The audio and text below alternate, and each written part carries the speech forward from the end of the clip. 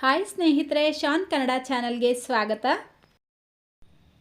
ಇವತ್ತು ಹಲಸಿನ ಹಣ್ಣು ಮತ್ತು ರಾಗಿನ ಉಪಯೋಗಿಸ್ಕೊಂಡು ಮಾಡುವಂಥ ಹೆಲ್ತಿ ಆ್ಯಂಡ್ ಟೇಸ್ಟಿ ಸ್ವೀಟ್ ರೆಸಿಪಿನ ತಿಳಿಸ್ಕೊಡ್ತಾ ಇದ್ದೀನಿ. ಇದು ತಿನ್ನೋದಕ್ಕಂತೂ ಬಹಳ ರುಚಿಯಾಗಿರುತ್ತೆ, ಮಾಡೋದು ಸುಲಭ. ಸೊ ಬನ್ನಿ ಈ ಹೆಲ್ತಿ ಆ್ಯಂಡ್ ಟೇಸ್ಟಿ ಆಗಿರುವಂಥ ರೆಸಿಪಿನ ಮಾಡೋದು ಯಾವ ರೀತಿ ಅಂತ ನೋಡೋಣ. ನೋಡಿ, ಮೊದಲು ನಾನಿಲ್ಲಿ 1 ಕಪ್ಪಷ್ಟು ಹಲಸಿನ ಹಣ್ಣು ತೊಗೊಂಡು ಸಣ್ಣ ಸಣ್ಣ ಪೀಸಾಗಿ ಕಟ್ ಮಾಡಿ ಇಟ್ಕೊಂಡಿದ್ದೀನಿ. ಇದನ್ನು ಚಾಪರ್ ಉಪಯೋಗಿಸಿ ಕಟ್ ಮಾಡಿದ್ರೆ ಒಳ್ಳೆಯದು. ಬೀಜನ ತೆಗೆದುಬಿಟ್ಟು ಈ ರೀತಿ ಸಣ್ಣ ಸಣ್ಣದಾಗಿ ಕಟ್ ಮಾಡಿ ಇಟ್ಕೊಳ್ಳಿ. ಈಗ ಹಲಸಿನ ಹಣ್ಣು ಯಾವ ಕಪ್ಪಲ್ಲಿ ಅಳತೆ ಮಾಡಿ 1 ಕಪ್ ತೊಗೊಂಡಿರ್ತೀರೋ ಅದೇ ಕಪ್ಪಲ್ಲೇ ಅರ್ಧ ಕಪ್ ಕಾಯಿ ತುರಿ ತೊಗೊಳ್ಬೇಕು. ನೆಕ್ಸ್ಟ್ ಈಗ ಗ್ಯಾಸ್ ಮೇಲೆ ಒಂದು ಪಾತ್ರೆ ಇಟ್ಕೊಂಡು 1 ಕಪ್ ಬೆಲ್ಲ ಸೇರಿಸ್ಕೊಳ್ಳಿ. ಇದಕ್ಕೆ ಸ್ವಲ್ಪ ನೀರು ಸೇರಿಸ್ಬಿಟ್ಟು ಬೆಲ್ಲನ ಕರಗಿಸ್ಕೊಳ್ಬೇಕು. ಪಾಕ ಮಾಡಬಾರ್ದು, ಬೆಲ್ಲ ಜಸ್ಟ್ ಕರಗಿದ್ರೆ ಸಾಕು. ನೀವು ತೆಂಗಿನಕಾಯಿ ತುರಿ ಅಳತೆ ಮಾಡ್ಕೊಂಡಿರ್ತೀರ ಅಲ್ವಾ, ಅದರಲ್ಲಿ ಅರ್ಧ ಭಾಗ ಬೆಲ್ಲ ಸೇರಿಸ್ಕೊಳ್ಬೇಕು. ಸೊ ಸಿಹಿ ಕರೆಕ್ಟಾಗಿರುತ್ತೆ. ನಿಮ್ಮ ಟೇಸ್ಟಿಗೆ ತಕ್ಕಂತೆ ಬೆಲ್ಲ ಕಡಿಮೆ ಅಥವಾ ಜಾಸ್ತಿ ಸೇರಿಸ್ಕೊಳ್ಬೋದು. ಸೊ ನೋಡಿ, ಬೆಲ್ಲ ಈ ರೀತಿ ಕರಗಿದ ತಕ್ಷಣ ಈ ಪಾತ್ರೆನ ಸೈಡಿಗೆ ತೆಗೆದಿಟ್ಬಿಟ್ಟು ನೆಕ್ಸ್ಟ್ ಈಗ ಗ್ಯಾಸ್ ಮೇಲೆ ಒಂದು ಪ್ಯಾನ್ ಇಟ್ಕೊಂಡು 1 ಟೀ ಸ್ಪೂನ್ ತುಪ್ಪ ಸೇರಿಸ್ಕೊಳ್ಳಿ. ತುಪ್ಪ ಬಿಸಿಯಾಗಿದ್ದ ತಕ್ಷಣ ಕಟ್ ಮಾಡಿ ಇಟ್ಕೊಂಡಿರುವಂಥ ಹಲಸಿನ ಹಣ್ಣು ಸೇರಿಸ್ಬಿಟ್ಟು ಫ್ರೈ ಮಾಡ್ಕೊಳ್ಬೇಕು. 3 ರಿಂದ 4 ನಿಮಿಷ ಮೀಡಿಯಂ ಫ್ಲೇಮಲ್ಲೇ ಇದೇ ರೀತಿ ಮಿಕ್ಸ್ ಮಾಡ್ಕೊಳ್ತಾ ಚೆನ್ನಾಗಿ ಫ್ರೈ ಮಾಡ್ಕೊಳ್ಳಿ. ಅಂದರೆ ಹಲಸಿನ ಹಣ್ಣು ಸ್ವಲ್ಪ ಸಾಫ್ಟ್ ಆಗುತ್ತೆ, ಅಲ್ಲಿವರೆಗೂ ಫ್ರೈ ಮಾಡ್ಕೊಳ್ಬೇಕು. ನೋಡಿ, 3-4 ನಿಮಿಷಕ್ಕೆ ಇದು ಸ್ವಲ್ಪ ಸಾಫ್ಟ್ ಆಗಿರುತ್ತೆ. ಈಗ ಇದಕ್ಕೆ ಕಾಯಿ ತುರಿ ಸೇರಿಸ್ಬಿಟ್ಟು ಮಿಕ್ಸ್ ಮಾಡ್ಕೊಳ್ಳಿ. ಜಸ್ಟ್ 1 ನಿಮಿಷ ಇದನ್ನು ಚೆನ್ನಾಗಿ ಮಿಕ್ಸ್ ಮಾಡಿಬಿಟ್ಟು ನಾವಾಗಲೇ ಬೆಲ್ಲ ಕರಗಿಸಿ ತೆಗೆದಿಟ್ಕೊಂಡಿದ್ವಿ ಅಲ್ವಾ, ಅದನ್ನು ಫಿಲ್ಟರ್ ಮಾಡಿಬಿಟ್ಟು ಸೇರಿಸ್ಕೊಳ್ಬೇಕು. ನೀವು ಉಪಯೋಗಿಸೋವಂಥ ಬೆಲ್ಲದಲ್ಲಿ ಕಸ ಧೂಳು ಏನೂ ಇಲ್ಲ ಅಂದರೆ ಡೈರೆಕ್ಟಾಗೆ ಬೆಲ್ಲನ ಸೇರಿಸ್ಕೊಳ್ಬೋದು. ಅಂದರೆ ನೀವು ಆರ್ಗ್ಯಾನಿಕ್ ಬೆಲ್ಲ ಉಪಯೋಗಿಸ್ತಾ ಇದ್ದರೆ ಡೈರೆಕ್ಟಾಗೆ ಉಪಯೋಗಿಸ್ಬೋದು. ಈಗ ಇದು ಸ್ವಲ್ಪ ಗಟ್ಟಿಯಾಗಿ ತಳ ಬಿಡಬೇಕು, ಅಲ್ಲಿವರೆಗೂ ಇದನ್ನು ಇದೇ ರೀತಿ ಮಿಕ್ಸ್ ಮಾಡ್ಕೊಳ್ತಾ ಬೇಯಿಸ್ಕೊಳ್ಳಿ. ಅಂದರೆ ಒಂದು 7 ರಿಂದ 8 ನಿಮಿಷ ಮೀಡಿಯಂ ಫ್ಲೇಮಲ್ಲೇ ಬೇಯಿಸ್ಕೊಳ್ಬೇಕು. ಸೊ ನೋಡಿ, ಕರೆಕ್ಟಾಗಿ 7-8 ನಿಮಿಷಕ್ಕೆ ಇದು ಸ್ವಲ್ಪ ಗಟ್ಟಿಯಾಗಿರುತ್ತೆ. ಈಗ ಇದಕ್ಕೆ ಒಂದು ಅರ್ಧ ಟೀ ಸ್ಪೂನ್ ಏಲಕ್ಕಿ ಪೌಡರ್ ಸೇರಿಸ್ಕೊಳ್ಳಿ ಫ್ಲೇವರ್ಗೋಸ್ಕರ.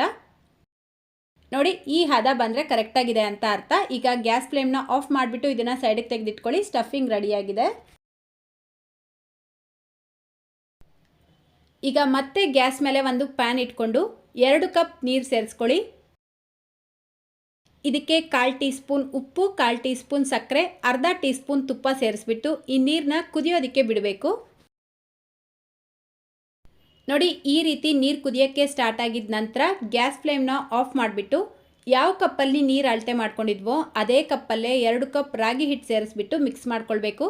ನೆನಪಿರಲಿ, ಗ್ಯಾಸ್ ಫ್ಲೇಮ್ನ ಆಫ್ ಮಾಡಿಬಿಟ್ಟು ನಂತರನೇ ರಾಗಿ ಹಿಟ್ಟು ಸೇರಿಸ್ಕೊಳ್ಬೇಕು.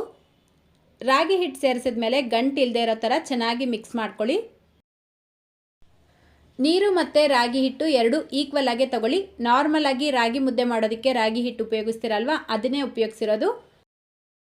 ನೋಡಿ, ಈ ರೀತಿ ಮಿಕ್ಸ್ ಮಾಡಬೇಕಾದ್ರೆ ಇದೇನಾದರೂ ತುಂಬ ತೆಳುವಾಯಿತು ಅಂದರೆ ಒಂಚೂರು ರಾಗಿ ಹಿಟ್ಟು ಹಾಕ್ಬಿಟ್ಟು ಮಿಕ್ಸ್ ಮಾಡ್ಕೊಳ್ಳಿ. ತುಂಬ ಗಟ್ಟಿ ಆದರೆ ಒಂಚೂರು ಬಿಸಿನೀರು ಹಾಕ್ಬಿಟ್ಟು ಮಿಕ್ಸ್ ಮಾಡ್ಕೊಳ್ಬೇಕು. ಚೆನ್ನಾಗಿ ಮಿಕ್ಸ್ ಮಾಡಿಬಿಟ್ಟು ಈ ಮಿಶ್ರಣನ ಸ್ವಲ್ಪ ತಣ್ಣಗಾಗೋದಕ್ಕೆ ತೆಗೆದಿಡಿ. ಪೂರ್ತಿ ತಣ್ಣಗೆ ಮಾಡ್ಕೊಳ್ಬಾರ್ದು, ಕೈಗೆ ಮುಟ್ಟುವಷ್ಟು ಬಿಸಿ ಇರಬೇಕು. ಆವಾಗಲೇ ಇದನ್ನು ಚೆನ್ನಾಗಿ ಮಿಕ್ಸ್ ಮಾಡ್ಕೊಳ್ಳಿ. ಒಂದು ಬೌಲಲ್ಲಿ ತಣ್ಣೀರು ಇಟ್ಕೊಂಡು ಕೈನ ಅದರಲ್ಲಿ ಡಿಪ್ ಮಾಡ್ಕೊಳ್ತಾ ಇದನ್ನು ಚೆನ್ನಾಗಿ ಮಿಕ್ಸ್ ಮಾಡ್ಕೊಳ್ಬೇಕು. ಅಂದರೆ ಇದಕ್ಕೆ ಜಾಸ್ತಿ ನೀರೆಲ್ಲ ಹಾಕ್ಬಿಟ್ಟು ಮಿಕ್ಸ್ ಮಾಡಬೇಡಿ, ಜಸ್ಟ್ ಕೈನ ಮಾತ್ರ ನೀರಲ್ಲಿ ಡಿಪ್ ಮಾಡ್ಕೊಳ್ತಾ ಇದನ್ನು ಮಿಕ್ಸ್ ಮಾಡ್ಕೊಳ್ಬೇಕು. ನೋಡಿ, ಲಾಸ್ಟಲ್ಲಿ 1 ಟೇಬಲ್ ಸ್ಪೂನಷ್ಟು ಎಣ್ಣೆ ಹಾಕ್ಬಿಟ್ಟು ಮತ್ತೆ ಒಂದು ಸಲ ಚೆನ್ನಾಗಿ ಮಿಕ್ಸ್ ಮಾಡ್ಕೊಳ್ಳಿ. ಅಷ್ಟೇ, ಈಗ ಇದು ರೆಡಿಯಾಗಿದೆ. ಕೈಗೆ ಸ್ವಲ್ಪ ಅಂಟ್ಕೊಳ್ತಾ ಇರತ್ತೆ. ಸೊ ಕೈನ ಒದ್ದೆ ಮಾಡ್ಕೊಳ್ತಾ ಇದನ್ನು ತಟ್ಕೊಳ್ಬೇಕು. ಇದನ್ನು ಬಾಳೆ ಎಲೆ ಉಪಯೋಗಿಸೇ ಮಾಡಬೇಕು. ಸೊ ನೋಡಿ, ಬಾಳೆ ಎಲೆನ ಈ ರೀತಿ ಚಿಕ್ಕ ಚಿಕ್ಕ ಪೀಸಾಗಿ ಕಟ್ ಮಾಡಿಬಿಟ್ಟು ಮೊದಲು ಸ್ವಲ್ಪ ತುಪ್ಪ ಹಚ್ಕೊಳ್ಳಿ. ಇದರ ಮೇಲ್ಗಡೆ ನಾವು ರೆಡಿ ಮಾಡ್ಕೊಂಡಿರುವಂಥ ರಾಗಿ ಹಿಟ್ಟಿನ ಮಿಶ್ರಣನ ಈ ರೀತಿ ಸ್ಪ್ರೆಡ್ ಮಾಡಿಕೊಂಡು ಈಗ ನಾವು ರೆಡಿ ಮಾಡ್ಕೊಂಡಿರುವಂಥ ಸ್ಟಫಿಂಗ್ ಇರುತ್ತಲ್ವ, ಅದನ್ನು ಎಷ್ಟು ಬೇಕೋ ಅಷ್ಟು ಹಾಕ್ಬಿಟ್ಟು ನಿಧಾನಕ್ಕೆ ಈ ರೀತಿ ಮಧ್ಯಕ್ಕೆ ಫೋಲ್ಡ್ ಮಾಡಿ ಲೈಟಾಗಿ ಪ್ರೆಸ್ ಮಾಡ್ಕೊಳ್ಬೇಕು. ಜಾಸ್ತಿ ಪ್ರೆಸ್ ಮಾಡಬಾರ್ದು. ಈ ಹೂರ್ಣ ಏನಿದೆ ಅದನ್ನು ಸ್ವಲ್ಪ ಸೈಡ್ಗೆ ಇಟ್ಕೊಳ್ಳಿ, ಪೂರ್ತಿ ಮಧ್ಯದಲ್ಲಿ ಇಡಬಾರ್ದು. ನೋಡಿ, ಈ ರೀತಿ ಪ್ರೆಸ್ ಮಾಡಿದ್ರೆ ಇದು ರೆಡಿ ಆಯಿತು. ಇದೇ ರೀತಿ ಉಳಿದಿರುವಂಥ ಎಲ್ಲ ಸ್ವೀಟ್ನೂ ರೆಡಿ ಮಾಡ್ಕೊಳ್ಬೇಕು. ರೆಡಿ ಮಾಡ್ಕೊಂಡಿದ ನಂತರ ಈ ರೀತಿ ಸ್ಟೀಮರ್ ಪ್ಲೇಟ್ ಇರುತ್ತಲ್ವ, ಅದರ ಮೇಲ್ಗಡೆ ಇದನ್ನು ಅರೇಂಜ್ ಮಾಡ್ಕೊಳ್ಳಿ. ಅಥವಾ ನಾರ್ಮಲಾಗಿ ಇಡ್ಲಿ ಬೇಯಿಸ್ತೀರಲ್ವ, ಆ ಪ್ಲೇಟಲ್ಲಿ ಬೇಕಾದರೂ ಇಡ್ಬೋದು. ಈಗ ಇಡ್ಲಿ ಪಾತ್ರೆಯಲ್ಲಿ ನೀರು ಬಿಸಿಗೆ ಇಟ್ಕೊಂಡಿದ್ದೀನಿ. ನೀರು ಈ ರೀತಿ ಬಿಸಿ ಆಗ್ತಾ ಇರಬೇಕಾದ್ರೆ ಈ ಸ್ಟೀಮರ್ ಪ್ಲೇಟ್ನ ಇದರ ಮೇಲ್ಗಡೆ ಇಟ್ಟು ಲಿಡ್ನ ಕ್ಲೋಸ್ ಮಾಡಿ ಮೀಡಿಯಂ ಫ್ಲೇಮಲ್ಲೇ ಕರೆಕ್ಟಾಗಿ 15 ನಿಮಿಷ ಬೇಯಿಸ್ಕೊಳ್ಬೇಕು. ನೋಡಿ ಕರೆಕ್ಟಾಗಿ 15 ಮಿನಿಟ್ಸ್ಗೆ ಇದು ಬೆಂದಿರುತ್ತೆ. ಈಗ ಈ ಪ್ಲೇಟ್ನ ಆಚೆ ತೆಗೆದಿಟ್ಬಿಟ್ಟು ಸ್ವಲ್ಪ ಹೊತ್ತು ತಣ್ಣಗಾಗೋದಕ್ಕೆ ಬಿಡಬೇಕು. ನೋಡಿ ಸ್ವಲ್ಪ ತಣ್ಣಗಾಗಿದ ತಕ್ಷಣ ಇದನ್ನು ಎಲೆಯಿಂದ ತೆಕ್ಕೊಳ್ಬೋದು. ನೋಡ್ತಾ ಇದ್ರಲ್ವಾ ಎಷ್ಟು ಚೆನ್ನಾಗಿ ಬರ್ತಾ ಇದೆ ಅಂತ. ಸ್ವಲ್ಪನೂ ಎಲೆಗೆ ಅಂಟ್ಕೊಳ್ಳೋದಿಲ್ಲ.